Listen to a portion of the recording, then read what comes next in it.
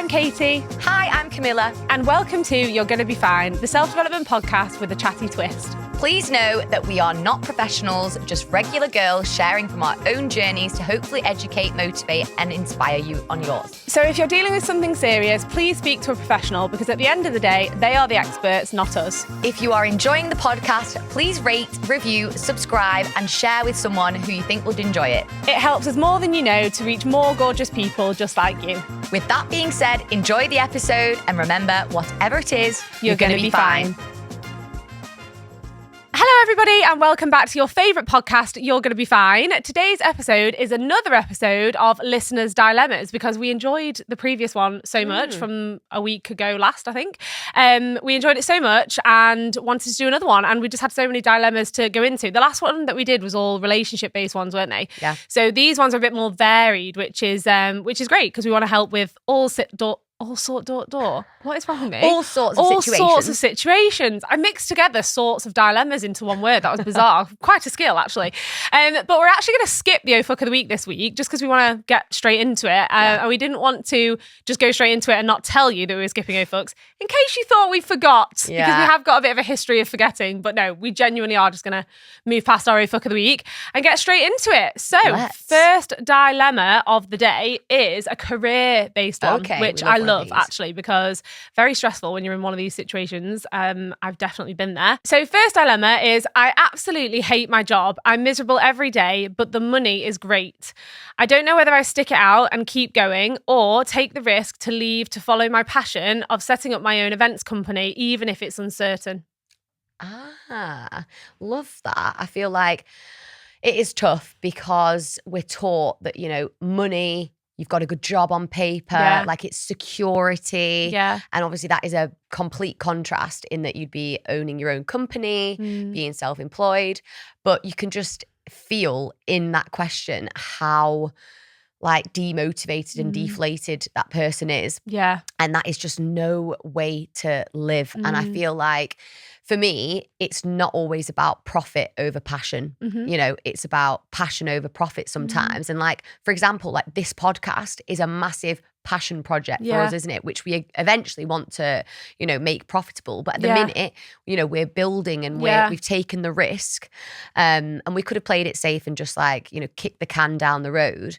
But I think for this girl and for us, like we would have really kicked ourselves for not having taken a bit of a risk and done something that we really wanted to do. So I think you will obviously be able to give a lot of kind of value here because you were in that exact situation. Yeah. And it's knowing, when it's not serving you anymore. So I feel like I'll pass the baton there because it's to say you're miserable every day. Yeah. It's like everyone has peaks and troughs in their career, whatever it is. Like, what do we say? Even Beyonce has bad days.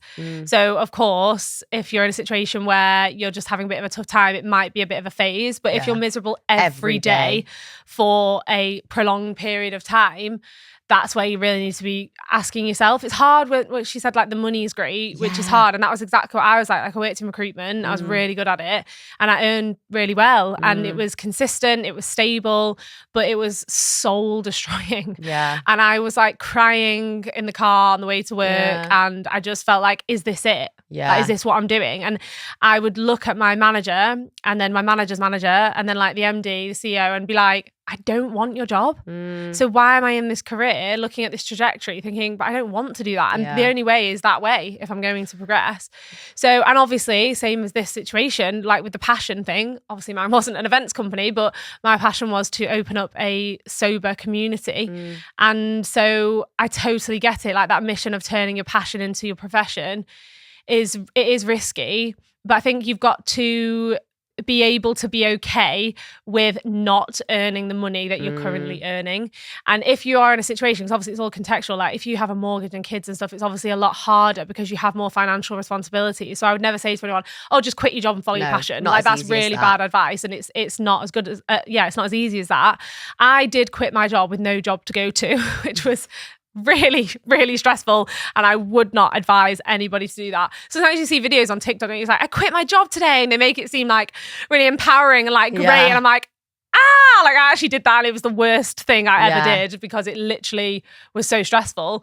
So definitely weigh it up, like make a educated decision. Don't just fly off the handle and do anything rash is my first thing. Yeah. And also, like, is there a way that you could move back in with your parents whilst Find a way, whilst you find That's your what I feet? did. Yeah. Exactly. And if you're privileged enough to do that, then do that. Look at your resources. What can you use around you? Yeah, if you need to move back home, then do it, because then you've got kind of that security of you've got a roof over your head, but you're also following your passion and you can afford to take risks because your outgoings aren't ridiculous. If you can't do that, obviously just look at what else you could do to make that happen. You know, your partner, are they supportive? If you've got one, can they, can you afford to maybe survive off one income whilst you're building? Or have you got savings that you could use? Yeah, exactly. Yeah. Can you get a business loan? Can you, do a Kickstarter campaign?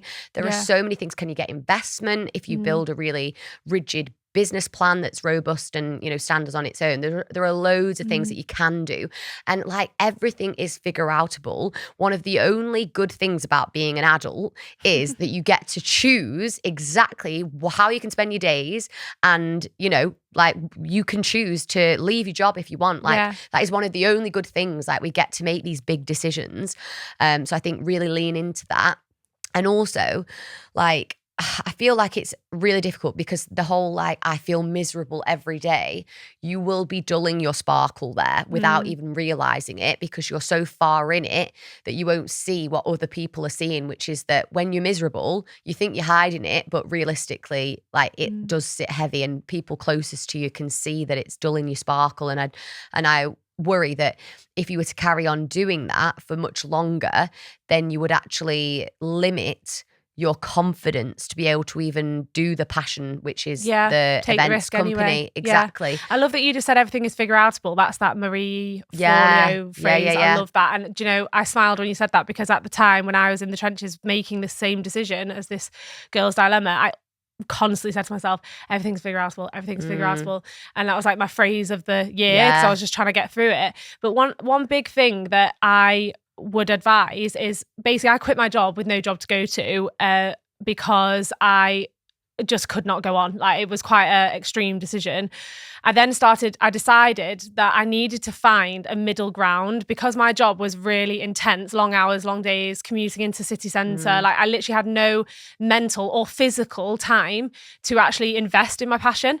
So what I would advise, if you do have a really intense job, what I did, which helped, is I actually took a sacrifice, took a cut, and I dropped my days. So I left my job, got a job as a recruitment coach because it was less hours. As a recruiter, it's like you got to go in like 8 till 8 basically. Yeah. But as a recruitment coach, it's like 9-5 because you're just coaching the recruiters when they're there.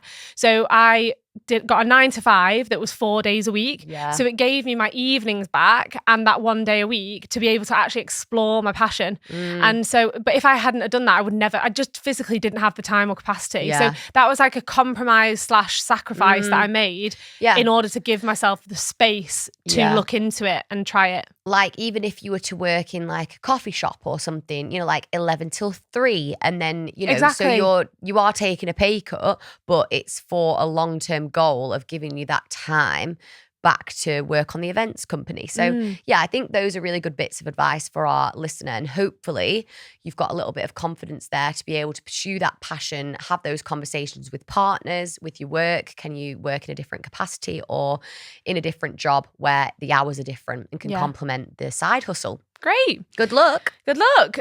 The next one is, I've been friends with my best friend for years, but I feel like recently I'm outgrowing her. I'm noticing she's constantly negative and I don't vibe with her anymore. How do I distance myself without being the bad guy? Oh, this one's tough. And this is something I've obviously been through and you've been through. I think, it's really, really tough, because I think friendship breakups, we've had a whole episode about this topic, so go back and listen to it. But for now, in this situation, I'm kind of torn, because part of me is like, let it fizzle.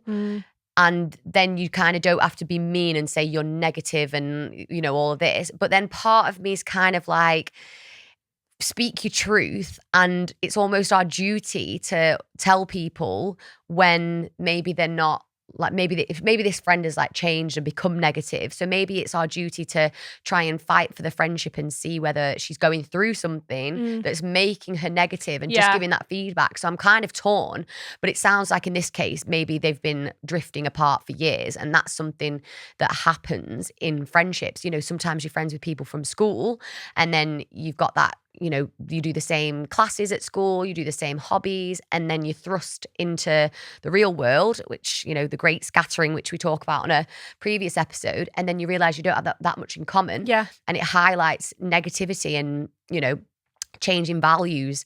So yeah, I think communication is key to an extent, whether it's if you want to fight for the relationship and just tell her that she's being a little bit negative, or you would literally just have to, you know, I just don't know. I feel like I'm really struggling with this one, actually. No, I think what it is it depends on the level of the friendship. Yeah.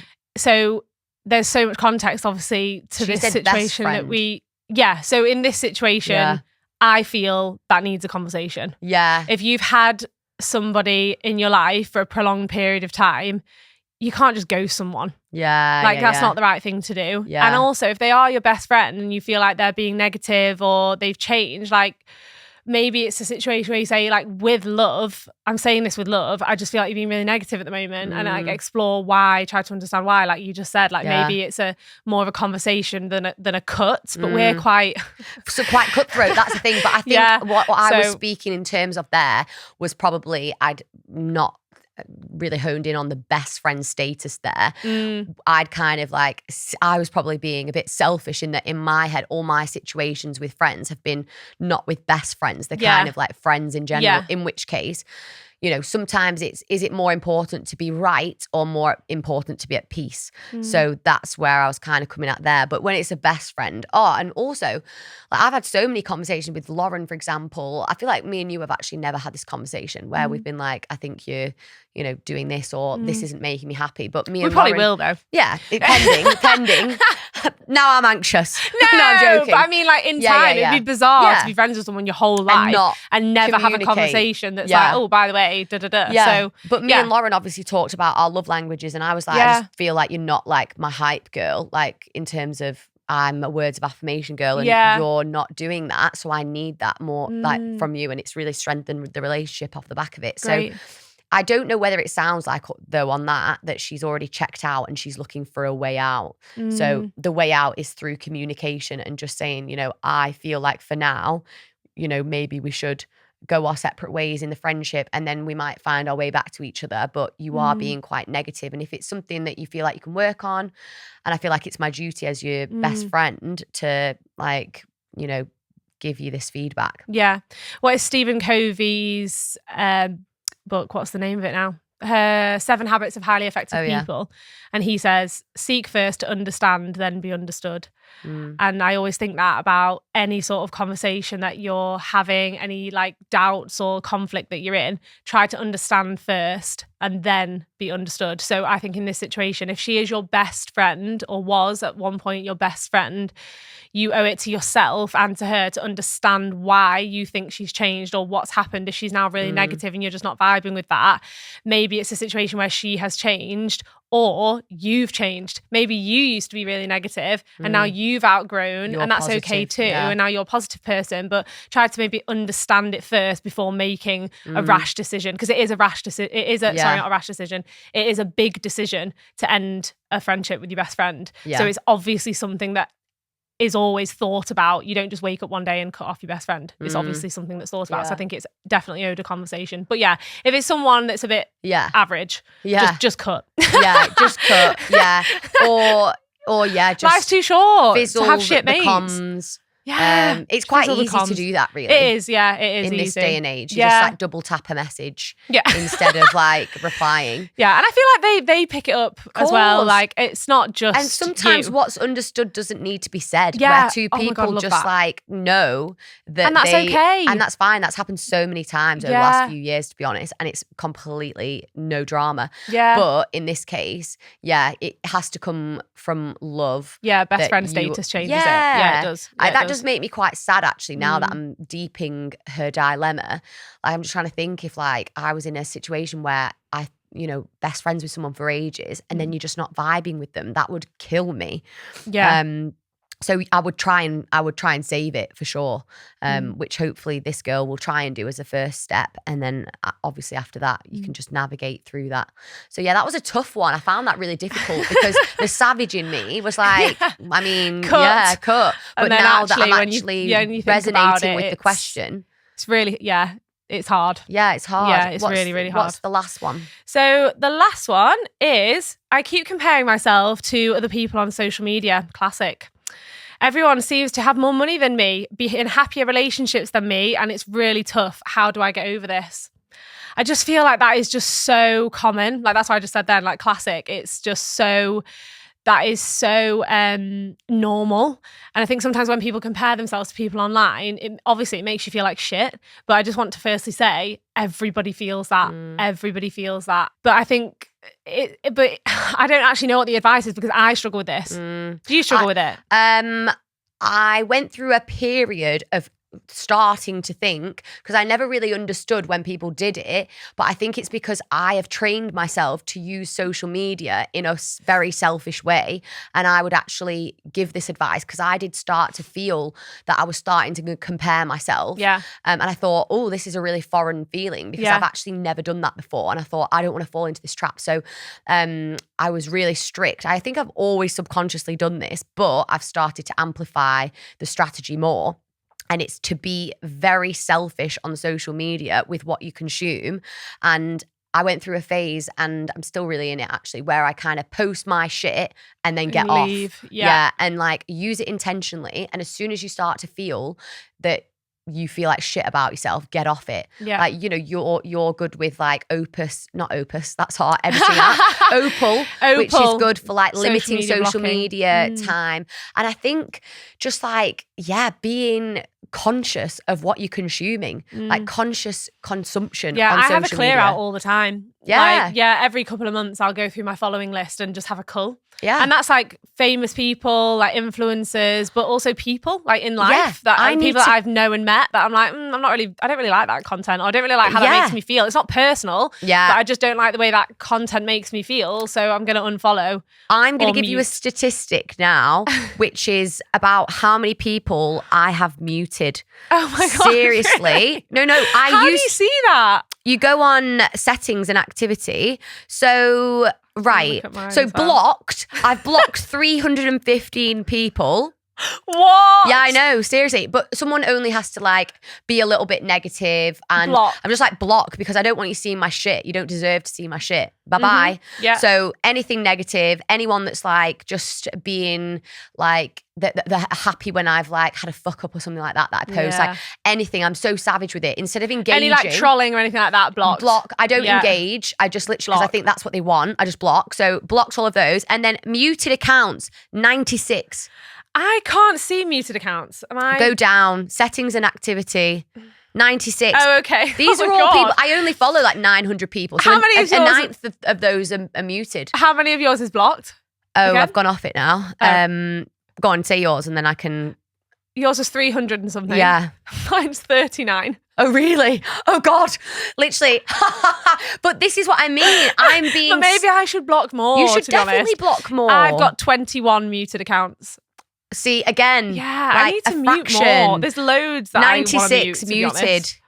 315 blocked. But seriously, any negative energy blocked. And also muted. So I mute people that sometimes like I like them, but I don't want to see your shit. Like, because I think sometimes there's people that only ever post like really edited and really gorgeous, like highlighted things. And I like these people. I want to follow you, but I don't want to see that all the time because I'm being kind to myself. And out of sight. That's interesting. Yeah. But I've always been quite good with social media, I think, in that the slightest little nugget of me comparing, and I'm like, right, should probably mute you because you're not serving me at the minute, and then I can unmute in the future. I think the way that you do it is good, and that your intention behind it is right as well. Like you're doing it because, that's what I'm trying to say. Yeah, you're doing it because it's to. But I do unfollow quite a lot of people. Like probably monthly. Also, yeah, same. Because also I feel like the more you unfollow, obviously the way the algorithm is, it's never going to show you all of the amount of people that you follow anyway. So the less people you follow, the more people